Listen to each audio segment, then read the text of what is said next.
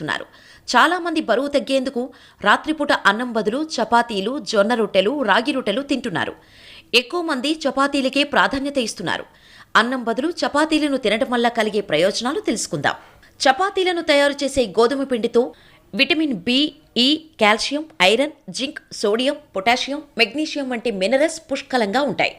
అన్నం తినడం వల్ల ఎంత శక్తి లభిస్తుందో చపాతీల వల్ల కూడా అంతే ఎనర్జీ లభిస్తుంది. కానీ అన్నం కంటే చపాతీ త్వరగా జీర్ణమవుతుంది.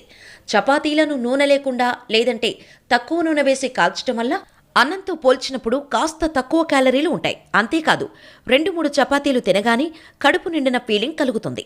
దీంతో తక్కువ ఆహారం తీసుకుంటాం. ఫలితంగా త్వరగా బరువు తగ్గుతామంటున్నారు నిపుణులు. చాలామంది రాత్రిపూట చపాతీలను చేసుకుంటూ ఉంటారు. అయితే ఉదయం ఒక్కొక్కసారి అవి మిగిలిపోతూ ఉంటాయి. వాటిని తింటూ ఉంటారు. మిగిలిపోయిన చపాతీలను తినడం వలన ఎన్నో లాభాలు పొందొచ్చు.